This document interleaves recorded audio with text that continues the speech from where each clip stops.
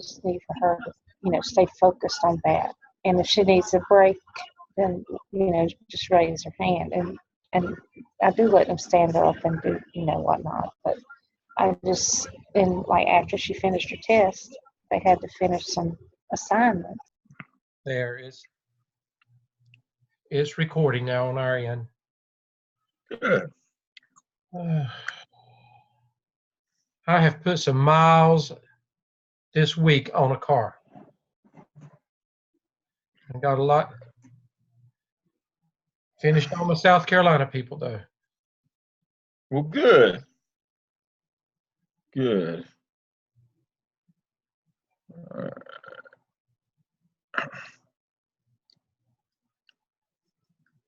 Bertie, have you and Andrea, have y'all had a visit yet down in Greer? Okay.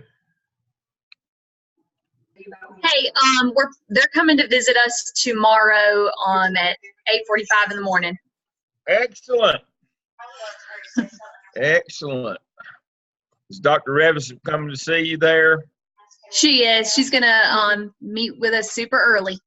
Good. Dr. Lamb, I saw one of our former students at Hot Springs Elementary this morning, Who'd you see at Hot Springs? Susan Jackson. Oh, yes. Yeah, Susan was with us finished in the summer. Yes. Right. And she's principal now. Yes, she was named principal last semester. That's a real small school, but and it was so unique because there were some issues with that because the numbers were so small that when the evaluator was doing some grading, he couldn't believe that the numbers were like that. He challenged it, but it was the truth. Yeah. Yeah. Well, that's great. So we got another person got a job. That's great. So you almost went into Tennessee, didn't you, Kathy? I sure did. But she was very complimentary of our program, and she said that she felt like she was very prepared for the principalship going through our program. That's the idea. That's why you do 60% of your activities are principalship and 30% AP technical. She did a great job. Supervision because you got to be prepared. Mm-hmm. I'm a firm believer that you got to sit in the seat and do the activities. If you do that, you will. That's better than better than the book you can read. So you got to do the work. What time is it? It's time. But you think about this though, Dr. Lamb and Dr. Revis. What other program could we talk about a student with as many as we have and know exactly where they're from and about them? Mm-hmm. Not many programs can do that. Well, we spend a lot of time. All right. So, can y'all see my screen with watermark now? Yes. All righty. What's my? Oh, that's why. Got to turn my volume up some so I can hear. All right. Well, I've got 7:01. I'm going to go ahead and get started. Thank everybody for joining us tonight. On our coaching session tonight, I'm going to lead us out. Dr. Steadman, Dr. Revis, I see Dr. Hamilton here, and there may be others. And if I don't call your name, it's not because I don't love you still. I just hadn't seen you yet. Let's see who else we got. I hope by this point that either you have had a visit or you have a visit planned with your CC1. Andrea and Bertie are going to have a visit tomorrow in Greer from Dr. Revis. I have visited all of mine. I finished my visits. I've been on the road. Dr. Stedman's been on the road today. Dr. Hamilton is a full-time principal, so she doesn't visit, but she coaches, and so we have different roles. Dr. Lamb. Oh, I see. Look at there. There's Rami. Yes, one of your old students. There again. See, we got people getting jobs. There's Rami Willard. I met Rami and Mindy in Sawmills, North Carolina, in Hudson. Yes, how do you remember that? How long ago was that? This is her third year with me. So 2013 I finished, I think. She finished in 13, so that was probably about 8 years ago. And Yes, then they she started. went to Mary C. Williams in Wilmington, Mhm. and I visited her there. And she, Sharp she- as a tack, this one. Well, I can't believe she would leave Hudson and Sawmill. No, it was a jewel school. It was. that's a good place to be from, as in past tense. She just wanted to say hi. I wanted to say hello. Well, hello to you, and thank you. And it's good to have Old Home Week. Everywhere I go, it's like Old Home Week. It's Yeah. Well, probably at this point. Probably but if there's someone from that you helped. yeah, but Rami's was with us, and then she moved, and she was one of our first that moved during the program, but then she completed, so it can be done. We're set up for that, and she's worked, and then she's got the job, and she's done very well, and but we're interested in that, and we're happy for our people. And the whole point of what we put everybody through and ourselves through is that we do a good job, and we do a good job for the kids and the stakeholders in the community. So that's great. We have our folks getting job rate is very high, and as I told you, one of the things that we'll do with you during your we may introduce it in your second semester, but no later than your beginning of your last semester. We'll do interviewing with you where we'll teach you how to get through the different kinds of interviews to get your shot at a job. Interviewing, there's things to learn and skills just like anything else. Folks think, well, it's random if I get a job or not. It's luck. I find the harder I work, the luckier I get. And we have a pretty good process that we put you through. And our folks do really well in interviews. And then more importantly, they do well on the job, just like with Rami. So it was good to see her this evening. So hopefully you can see my screen and see that when you got that email from TaskStream, to not be confused, Watermark bought TaskStream. So we're still working TaskStream. That is still the product we work in. The parent company is Watermark. So if you saw an email from Watermark and you thought, well, that's just spam email, unfortunately it wasn't. You might better go back to your junk folder. So if the email said Watermark and didn't say TaskStream, that's us. So when you get that email and you go in and you sign up for TaskStream, once you sign in, you will choose from Watermark, the parent company, to go into their product called TaskStream. They have a number of products, as you can see on the screen. It used to be it just said TaskStream and you went straight in, but that is not the case anymore. So you go into TaskStream, you create your sign up and password, then you log in and you go. And you only have one of these blue circle DRFs, and it says Fall 19 add-on, just like this one says Spring 19. And when you go in again, I'm going to remind you again, it will have you set up for your DRF, for your DRF will set up for your cohort. And it will tell you everything over here on the left that you're required to do during the entire program. This is not by semester. This is for the whole program. You can see your 601, 603, and 605 semesters. You only have one of these, and it's created by us at Gardner Webb. You do not create your own DRF portfolio. Make sure, as I told you before, that you understand there's tabs on this screen. Make sure you're working off your work screen. Once you submit something for evaluation, you'll go to your scores results screen to see, to make sure that you have submitted it. It will say submitted. I can't do that because mine's not hooked to Evaluator, but where mine says, remember to submit your work here, it will say submitted once you submit that, your AppSell, which will be your first submission in terms of the 6 evidences. Please remember that competency analysis is not due until the end of the semester. After you have completed both the AppSell and the AppTell, you at that time will complete your competency analysis, and you'll simply say, I've completed all the competency. I've written all 21. I wrote 12 of them in AppSell Task 5, and I wrote the other 9 in APTEL Task 4, I wrote all of my competencies. I did my competency analysis, and you'll just check them off when you get there. And so, and please remember that now you should be hooked to your clinical coach. And so you can go ahead and fill out your School of Ed disposition. You simply click on that and then view edit your responses, and you rate yourself on these dispositional behaviors: learner development, learning differences, learning environments, content knowledge, application of content, assessment, planning for instruction, instructional strategies, professional learning, and ethical practice, leadership, collaboration. You rate yourself in these areas. And as I told you before, and I hope your instructors, I know Dr. Stone's with us tonight, and I hope your instructors have reiterated this. I wasn't with you Tuesday night. I had a doctoral class.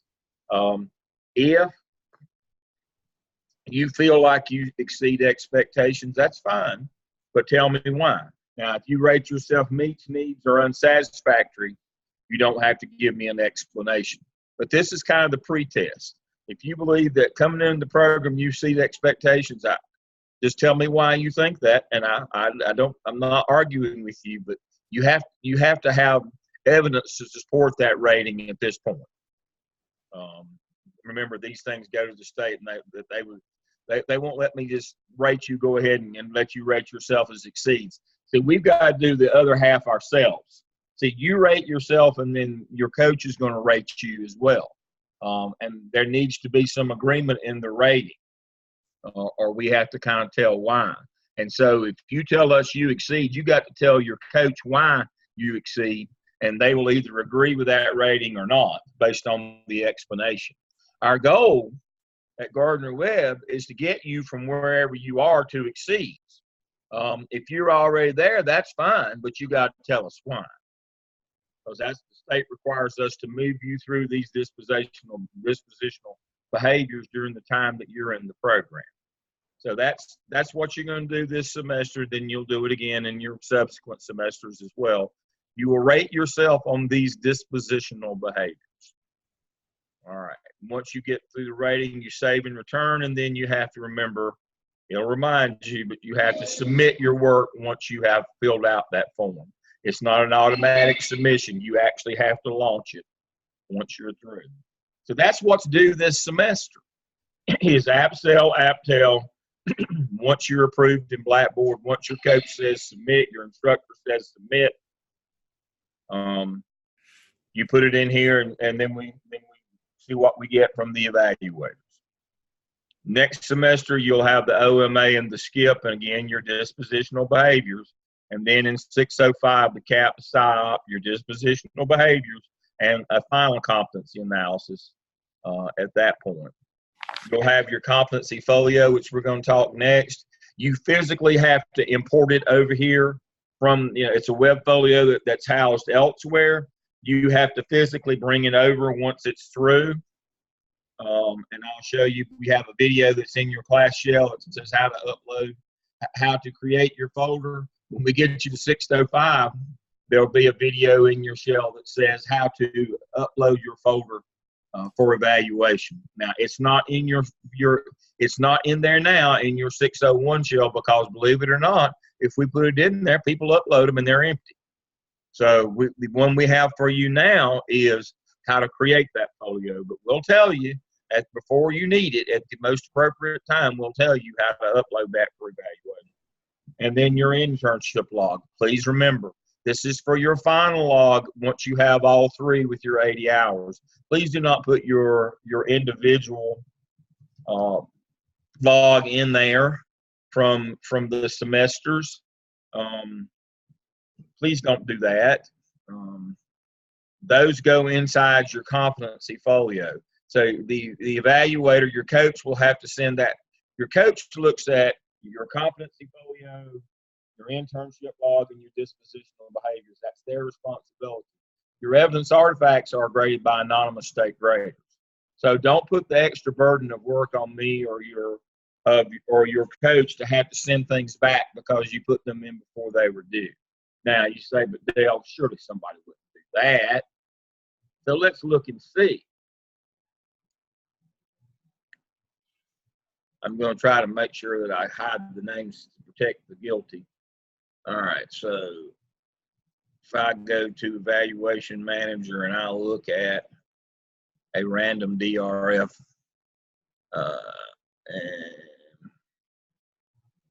and we look at all enrolled authors,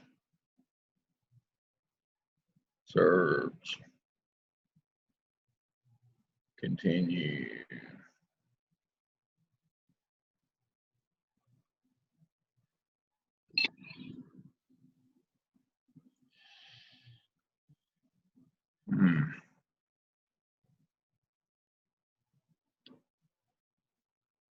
As you can see, you see all those callbacks over there on the right, and I'm going fast enough where I won't display any private info. 1, 2, 3, 4, 5, 6, 7, 8, 9, 10, 11, 12, 13, 14, 15, 16, 17. There's about 17 from the spring that didn't listen to my warning. And so please don't do that. 17 times somebody had to go in and take the time to go in and thought they were going to evaluate something, had to take the time to send it, to write a note, create an email, send it back and say, don't do this. So don't do this. Don't send your internship log this semester. Put it in your competency folio. All right. So that's what's due in here. This is how we obviously track you. Our screen looks a little different than yours, and we can track what you have and haven't done. Across, we can see your scores, what you've done at any time. So ours looks like this. All right. Task stream. I'm going to get out of that. All right. So you can do your dispositions now. You do your competency analysis at the end of the semester. You upload your AppSell and your AppTel when you are given permission to do so by your instructor or your coach. Now you say, Dale, which is it? Normally it's your instructor that tells you. But if you're working with your coach because you need extra help, then your coach will tell you when it's ready to go. All right. I'm gonna have to, Yeah, you may need to mute us all. I'm what I'm trying to do right now. I have to find the button to do that. I've got it moved around. All right. So now let's talk about our competency folio. So again, we do have a video in your class shell on what I'm going to do right now in terms of how to build a competency folio. You simply click on folios and web pages, create new. Remember, there's a video. You can take notes. All right. And so we're going to type this in. So I'm going to do Fall 19 again, is the title of mine, and create new and get started. So Dale Fall 19 again, you must select custom templates designed by your learning community. That would be us. So here's what I have designed for you. Competencies for 21st century. You know that, don't you? So why we keep getting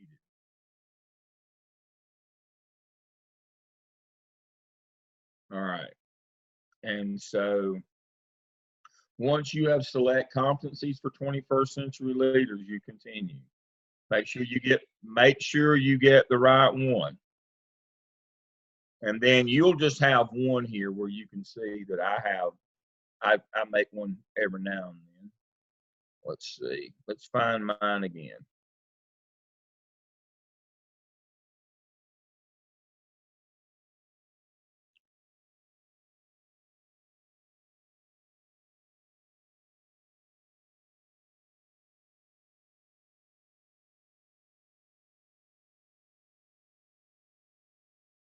And so now I am picking, I feel like this one tonight. This will be my theme, Washington crossing the Delaware. And I'm going to apply that. And so now I'm going to preview it. Yep, that looks like it. And then I'm going to go out. And so now I'm at folios and web pages. It should be the only one there. And there my portfolio will be. And there I've opened it up in a work page style like this. And now I can start following the directions and upload my artifacts. All right, so it says for communication, which is one of the 12 that you will address during the app sale, one of these three must satisfy the following digital learning competencies. Promote and model positive digital practice policy for communication and collaboration. All right, so what it means is put an email in there.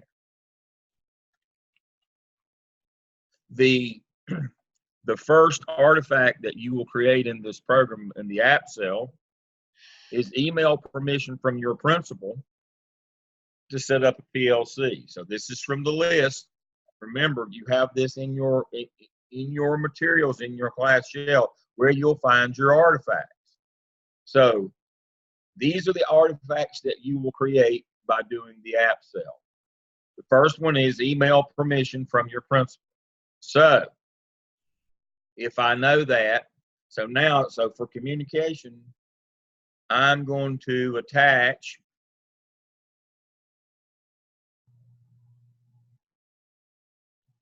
I'm going to upload from my computer, add files. I'm going to go to my pictures,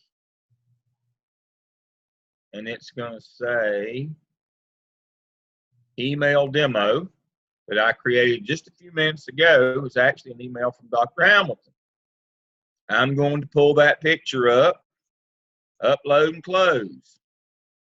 And so now I have my picture, and there it is. It's the one she sent you reminding you meet with us tonight. But see, that would be the email permission from my principal to let me set up a PLC. So I've got that uploaded. I can do save and return, and that will now be there. Now you say, but Dale, so I can go in and I can edit now my attachment section. I can go in and put additional content sections, or I can go in and edit it, and it will let me write my description of it. This is digital learning competency.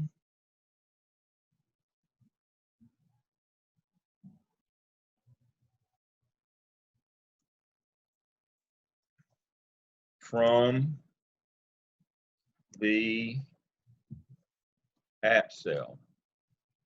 This is a copy of the email that I sent my principal seeking permission to form and lead a new academic PLC at Sunnyview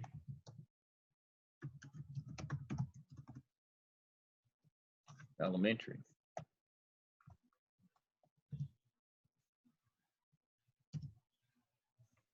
Look there. I've got my description. I've got my image. Save and return. Now, when somebody comes and looks at mine,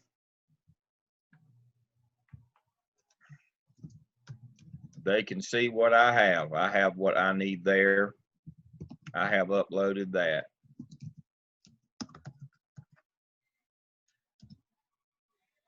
Okay. So now when somebody else goes to look at that, so then I have that done.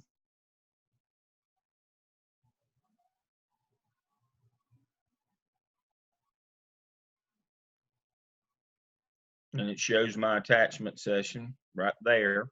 So now I've got that. What I can do then is, this is what I want you to do. When you put this one in, I want this to be your first one. I want you to come over here and request comments from your coach and make sure that you collect communication. You select that one. Don't select all of them, and then continue. And it should go straight to your coach. If it gives you a list to choose from, make sure you choose your coach. Now, we have no control over how it's going to list it, unfortunately. But say it's got to come to Dr. Stedman. I'm sure he's in here. Let's see who we got.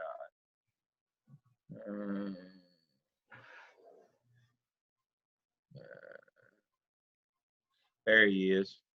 Say it's got to come to Dr. Stedman. Continue. Comments successfully requested. And Dr. Stedman probably got an email saying that from me.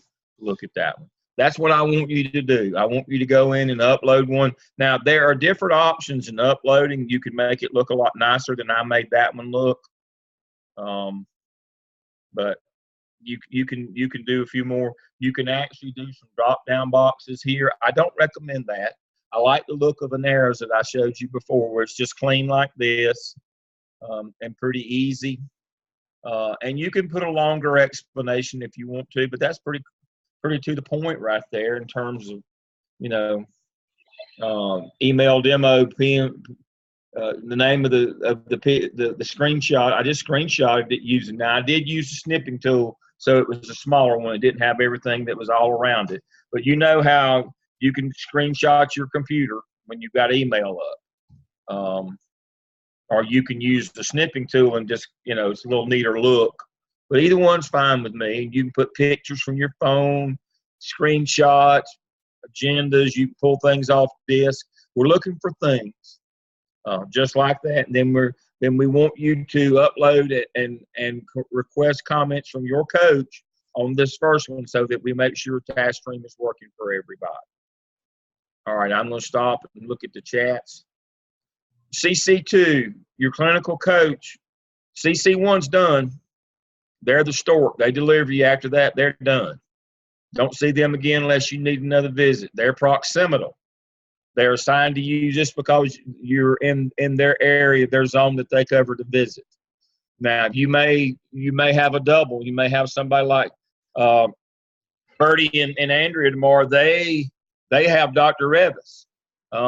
Even though she's with our group, she'll make their visit. But that's simply not because she's in our group. That's because she has a home in Anderson, and she's coming out of Mills River, and so she's covering Greer. That's just the far edge of my territory. I got the folks in Spartanburg, Cherokee counties, Rutherford, and Polk counties, whether they were with our group or not. So remember, your coach is with your class and works with your clinical coach too. The one just makes your visit. And we do double duty on these. We've got 31 people that have some role in this program, full-time and adjunct. So we've got a lot of folks. Just think about it. We've got 7 classes of y'all. Y'all are just one semester. We'll get a bunch more, and we've got 5 semesters behind you, and we'll get another 5 to 7 classes. We got 9 new classes just this fall. So we have a lot of folks. We try to keep a core group, or what we call a pod, working with y'all. All the people that are working with y'all in 601 have taught, have coached, all have experience with 601. We try to specialize and keep our folks. But remember, the people that visit you work in our program and know the program, but they may not be part of the 601 pods. We have 1, 2, 3, 4, and 5, 601 through 5. We have different pods. And we work across pods, but we have our core group that works with. How do we know who our CC2 is? If let's see, pretty simple. Dr. Stedman has 3 classes.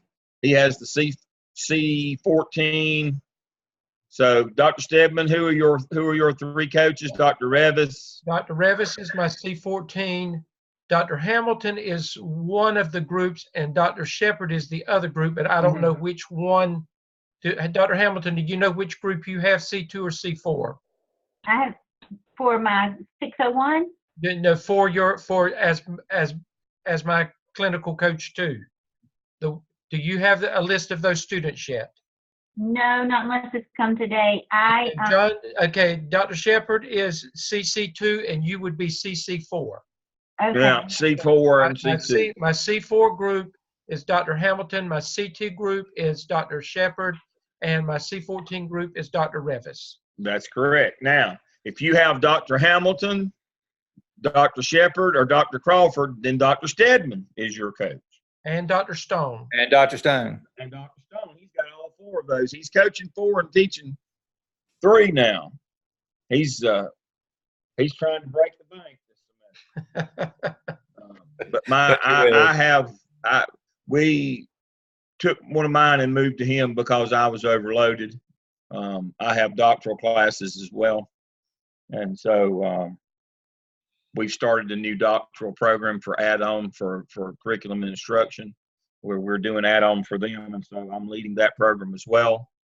And so once we got everybody settled in after the first week, I just shifted that one over to Dr. Stedman. So he's got that one.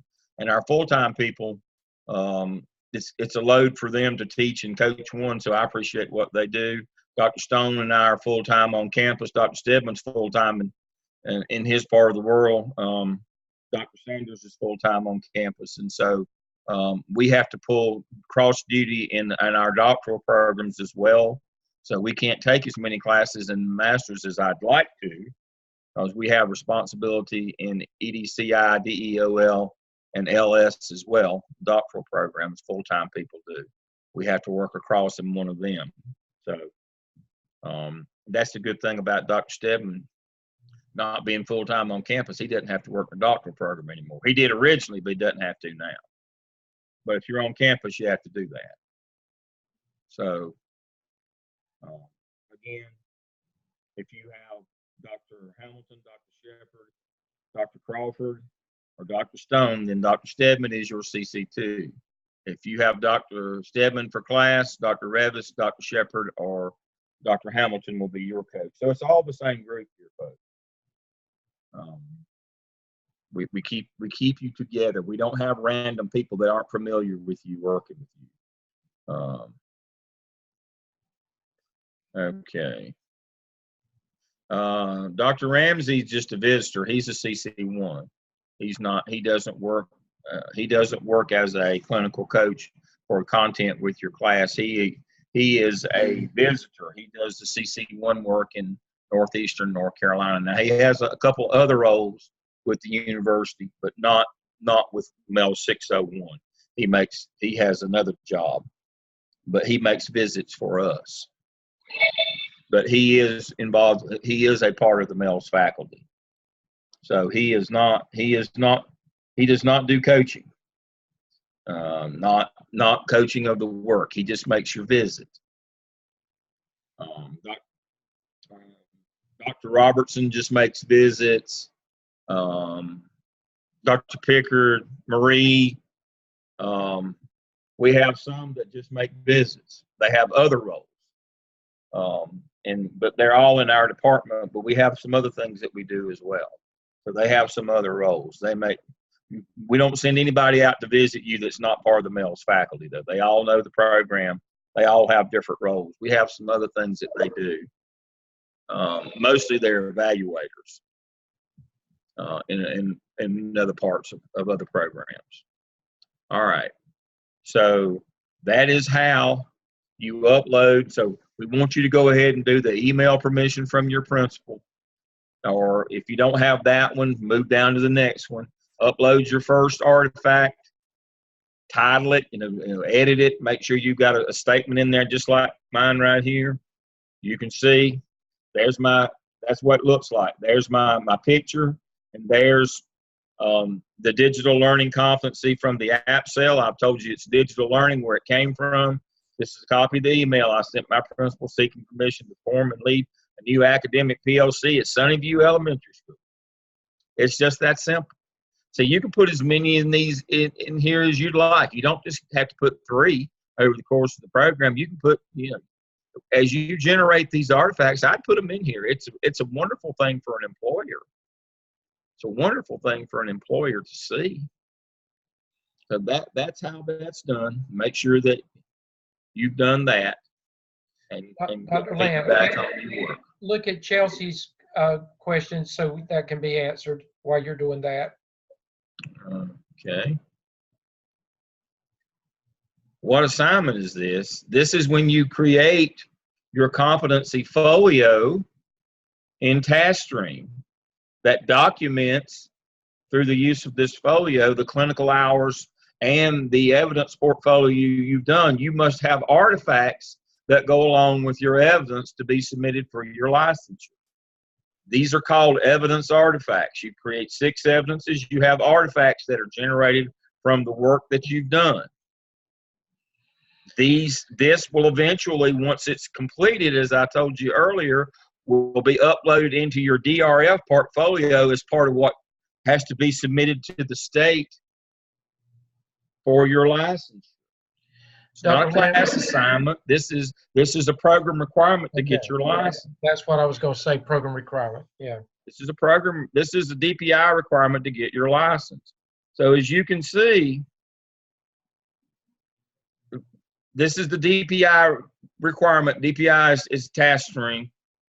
You can see these 2 evidences, competency analysis, dispositions this semester, evidences next semester, OMA, skip. Again, dispositions last semester, CAP and SOP, evidences, dispositions, competency analysis. Your final competency folio that you create as a web folio will teach you how to bring it over for evaluation later. We're not going to teach you now because you'll bring it over and it won't be through. Once you bring it over, it's done. We can't send it back. You know, that's the problem, and you can't load another one. You can only load one, and it better be complete. So that's why we will not tell you how to load it yet. But just like you have to have these 6 evidences that you submit to the state for your licensure, you also have to have 63 artifacts as well. 3 rounds of 21 competencies of artifacts have to be submitted along with your evidences in this portfolio, along with 3 internship logs that show at least 80 hours. That's the minimum requirement to get a license. You must do these things. So the folio and web page, that competency folio that you create, is to have a place to put your artifacts. You have a place here, as you can see, to put your evidences. They go right here. We had to create a place for you to put your artifacts as well. We created it outside of this portfolio so that you could publish and share it with prospective employers, and we could publish and share it and show our accreditors, CAPE, when they come. We show them, we used an arrow, it was the example when they came. We had to show them the artifacts, and it has to be separate from the evidences. And that's how we do it. And it has to be separate for the state. They must be able to look at your 6 evidences. They must be able to look separately at your 63 artifacts for them to give you a license. This is your exam.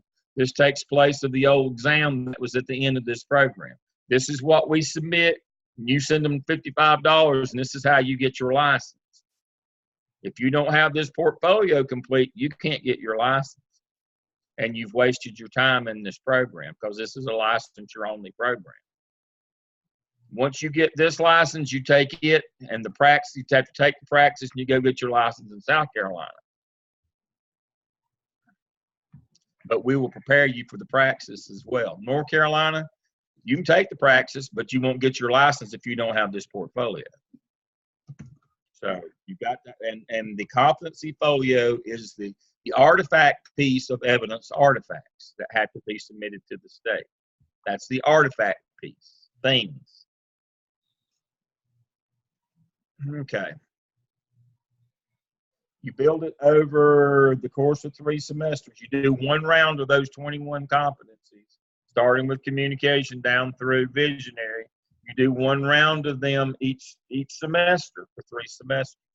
There are 63 artifacts, 3 rounds of 21. That is correct. You've got to do, let me go back, get out of that. No, I'll submit later. As you can see from your competency folio, there are 21 competencies starting with communication and ending with visionary. Now, again, they end with visionary. Let me say that again. They end with visionary. You do not put anything in digital learning competencies. These have been distributed among these 21. Do not send me an email that says, what do I put in digital learning competencies? Or the links won't open in digital learning competencies. That's because I turned them off. You do not put anything in digital learning competencies. You go communication through visionary. That would be 21.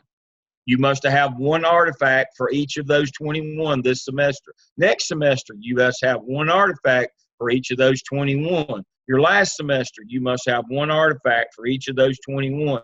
So if you take and add 21, 21, and 21 together, you get 63. Okay. And so, let me plug my computer up. And so,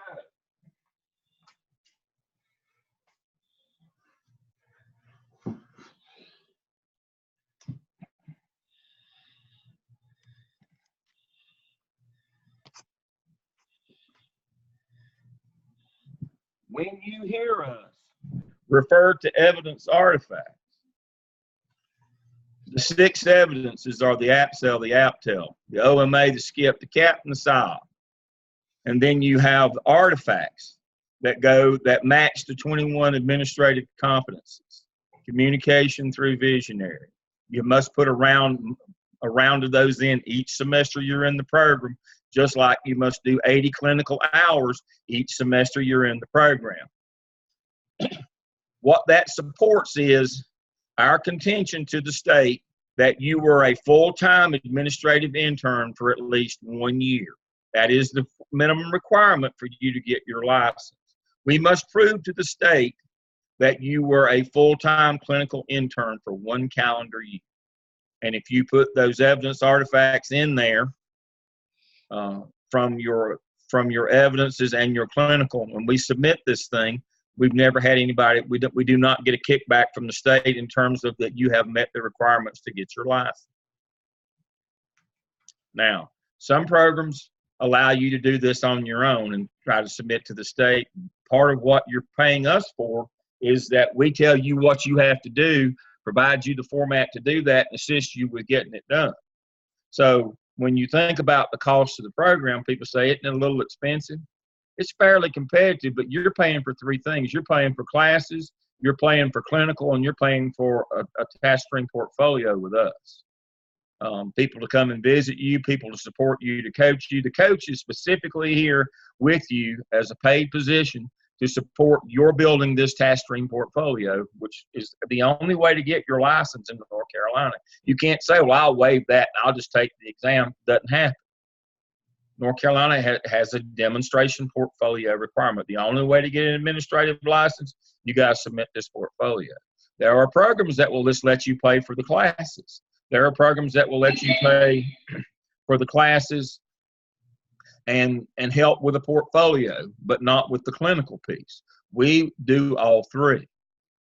And that's why the cost is a little more, because you see all these people sitting around, they expect to get paid. So we love to work with you. We don't get paid enough for it to be about the money, I can tell you that. We have a passion for this line of work, but it takes a lot of people to do it when you do all 3 at one time. So please remember, you're doing coursework, you're doing clinical work, and you're doing evidence artifact work. And we kind of cross those together so that it's not so much work on you. We've integrated all 3 together. There was a time when we tried to do them separately, and this program lasted 5 semesters in order to get that done. Now that we have integrated them all together, it only lasts 3 semesters. So much cheaper program for you. than before. So that's what we're doing. See the big picture. This is we're doing our evidences and our artifacts. Our artifacts are related to competencies. All right. Other questions you might have for me?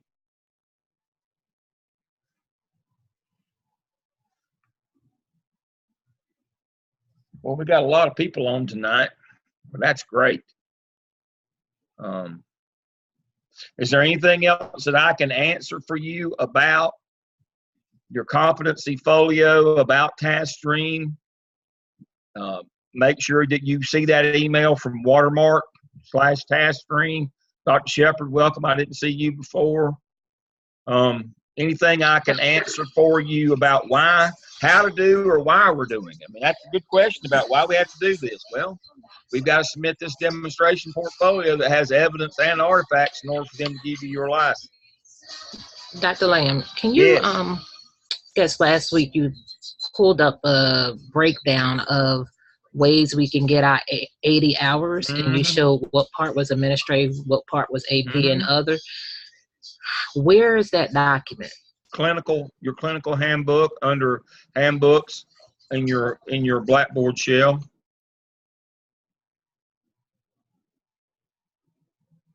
Let me start my share again. So that's a great question. So if you go to your, let me switch browsers. I use Chrome when I'm doing TaskStream. It doesn't work well with Edge. Okay, let me move that out of the way. All right. And so if you go to Blackboard and you pull up, say, Dr. Stedman's class, and you go handbooks, it has the open-ended competency artifact proofs from the competency folio, and it has from the six evidence artifacts right here. That's what I was just referred to when I said email permission. That's the first of the artifacts. That document that outlines those, this one right here, that's where it is. It tells you where you create artifacts from doing your evidence, from your 6 evidences. Here's the one that you're referring to that shows you where you get your artifacts from doing your clinical hours right here. And here's the breakdown. There they are. And it tells you what your 21 competencies are that you're matching your artifacts to. There's your list, and I've already got them. So if you do conduct a parent group meeting, that'd be change management. That would fit under that competency. So I've got them already printed out. Here's the list. You can also find this list inside of the Site Mentor Handbook and the Clinical Internship Handbook. Both of these have this same list inside of them. I've just pulled it out separately here for you. And Dr. Lamb, that was the 60, 30, and 10 that you talked about last week. Yes. 60, 30, and 10. As you can see, about 60% of the things on the list are leadership opportunities. 10% supervision, about 30% technical. We were talking about Susan Jackson when we came on. Susan accelerated really quickly through the assistant principalship to the principalship. So we never know. You may be AP for a month or 10 years. We don't know.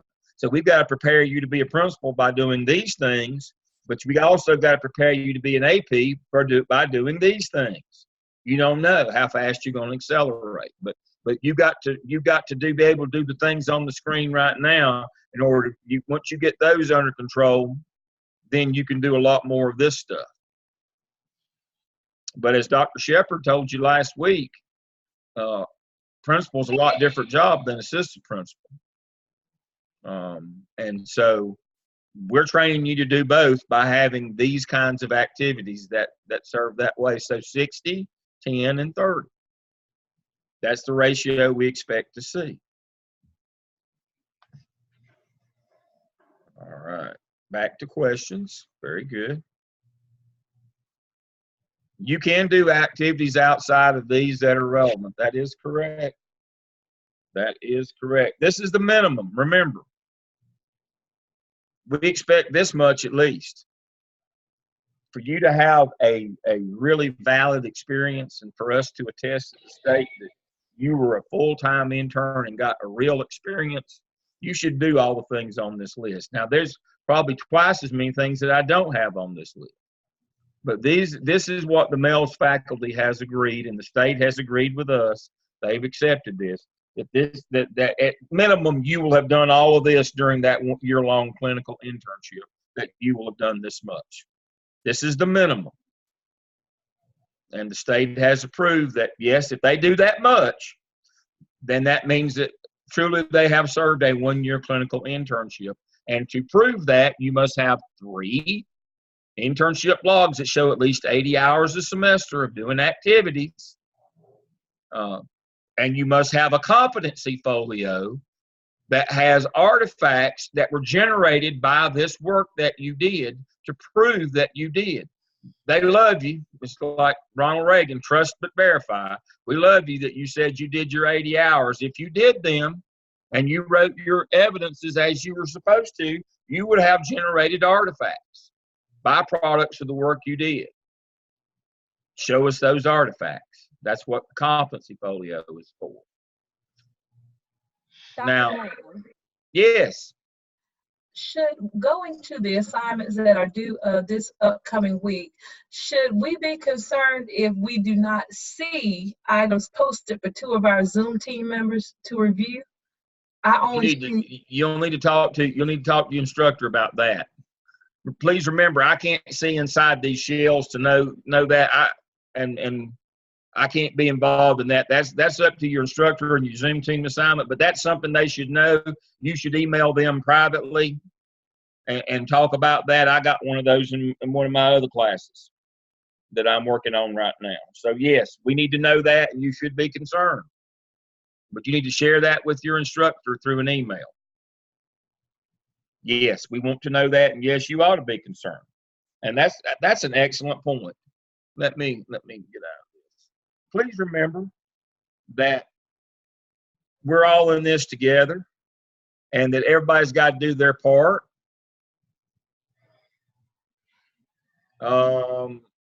Asking for comments in task stream, it shows both my coach and instructor. Send it on to the coach, correct? Yes, don't wear your instructor out. Send it to your coach. Let me stop my share here and go back. Please remember that staying on task and working with your group shows collaboration. And please remember that you're letting not only yourself down if you're not keeping up with your work, you're letting your teammates down as well. And part of that is intentional. We need for you to learn to work in collaborative groups, because that's how the school business works, is in collaborative groups. So you've got to stay up. So email either Dr. Stedman, Dr. Shepard, Dr. Hamilton, Dr. Stone, Dr. Crawford. Email one of them, whoever your instructor is, if you're having problems with getting people to respond and keep up with your Zoom groups. Dr. Lamb, I can tell them they need to let us know, but if they go in discussion board, if they don't need to wait on people, if they let us know, go into discussion board and you can find somebody else's work to do your peer review on, but let us know, because we need to deal with the people that are not. Exactly. Thank you, Dr. Stedman. That if you aren't doing your part, you're causing somebody else not to be able to do their part as well. So it's important that you work as a team and you keep up, but we don't want anybody to be held back. So you go into discussion board and you find some work and let us know that you had to do that, though. Yeah. You have access to everybody in your class's work intentionally. We've got it set up that way, and that's where I was headed. Thank you, Dr. Stedman. He set that one up on the T for me. So you got to work in these collaborative groups. Now, you say, but you said that, but the person doesn't do that. For that reason, we've set up discussion board that you have access to everybody in your class that uploaded work, that one of those tasks. If you don't have one from your team member and it's time that it's supposed to be in there, you just take one at random from somebody else and review it in order to get your points and get the practice of evaluating on a rubric. As I've said before, I believe that the feedback that you give the author is quality, is good, and it helps them. But the bigger learning comes from actually doing the review itself, learning to review and grade and evaluate on a rubric. Because guess what you have to do to evaluate teachers? You have to learn to evaluate on a rubric. We don't want to turn you loose on live people yet in terms of teachers. This is practice for that. This is learning to use a rubric to evaluate. We'll move you into a higher level of this later on, but this is our first foray into evaluating other adults' work, and then you are then you're going to move into actually telling people about their work, which is having those critical conversations that are sometimes tough. You'll be doing that in your Zoom reviews later on this semester. So we had a question here about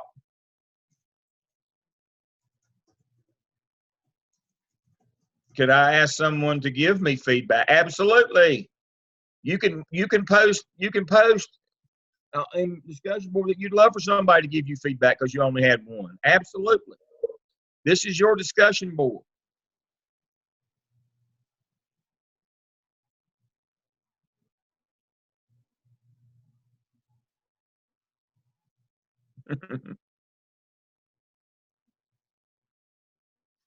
Okay, and then are we going to hear about establishing Zooms and policies with our assigned Zoom team?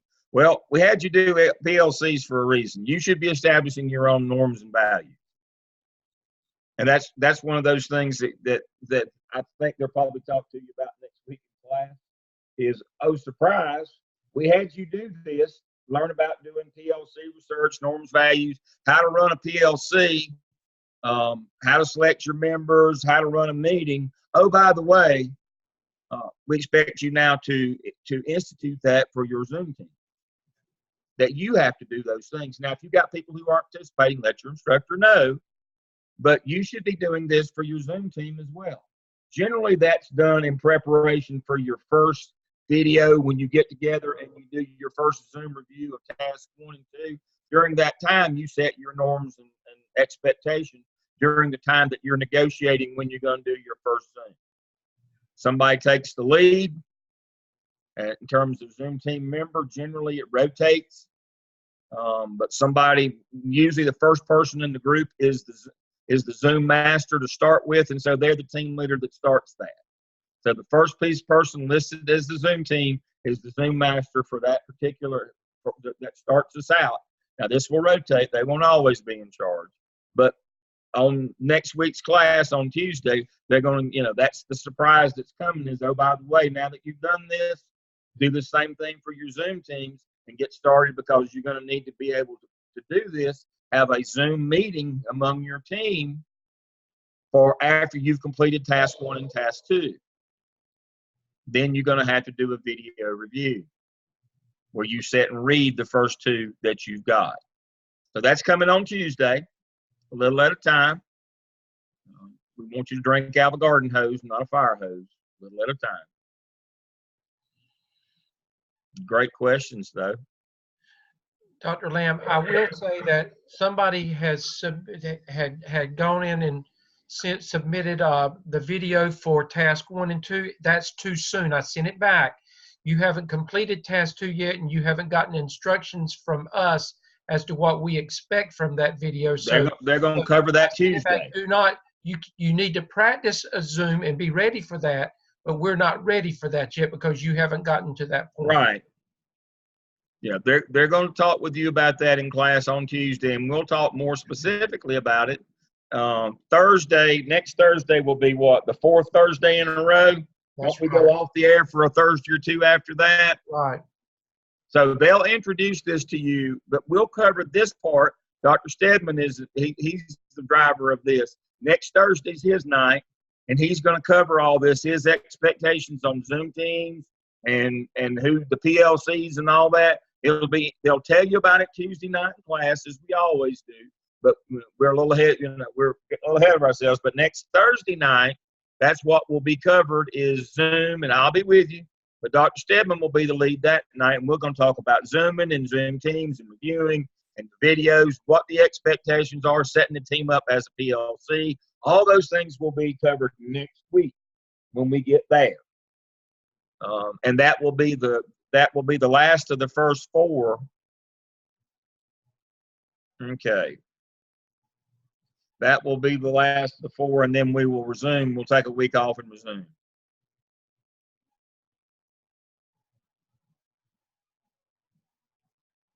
Okay, so question here, how do we document hours on the clinical intern? You just write them in, type them in. 32 slots, you need 80 hours. You might get more than, you're probably not going to need all 32 because make this as easy as you can. If you do supervision every day for 30 minutes, you put down 15 hours this month. That takes 1 line rather than 15. But you can add as many lines as you need. That's not. And as many as you need. Yeah, as many as you need. If you need 80 lines, then use 80 lines. If you need 10, use 10. But don't make the document itself a problem. But things that you do on a regular routine that you're going to put on this, summarize them by week or by month. Don't put them down every day. That just burns up your time. You need to learn to be very efficient. Very efficient. And they can scan that document and make it electronic, and it makes it so much easier. You can do that. You can create you one in Excel. Yeah. Makes it easier. You can create one in the tables in Word, Microsoft Word. And you can just hit the button and add as many as you want. You can convert this one in Microsoft Word, or you can convert it in Excel. Or you can just print it out and write on it by hand. So don't make that an issue, because you're gonna upload it. You may upload it electronically from Word or Excel, or you can take a picture of it if you just printed it out. You just take a picture of it and upload it, for us to review in your competency folio, not in your DRF portfolio. Please remember the internship area in the DRF portfolio is for the completed 3 at the end of your program, not for now. We want to look at them in your competency folio to make sure that your ratio is 60-10-30. That's what we're looking for. We're looking to make sure that you aren't doing 60% supervision and 10% leadership. That's not good. So again, we understand and know, because we are a provider for the Department of Public Instruction. We are an EPP. We're a one-stop shop. We know what it's going to take to get you your license. We know what it's going to take to get your portfolio to pass your competency folio. We know what it's going to take in terms of your 6 7 artifacts when they're graded by the independent graders. We know what it's going to take, because this is what we do every day. 7 days a week, holidays, weekends, nights, doesn't matter. This is what we do every day. And so we know what it's going to take. And so we have you do what it's going to take, and that way you don't have to repeat it. You don't get rejected. You don't get, you don't get turned down for your license. You don't have problems. When you get through with us, $55 is smooth sailing. South Carolina, take the practice. You'll pass it with flying colors. 5412, you'll take it. You'll pass it with flying colors. We've not had a person to fail it. You'll get your license there. Easy peasy. It's all one-stop shop. You get your coursework, your clinical, and your portfolio. One low price, all together. And that's what we do in terms of being a one-stop shop. All right, my time's up.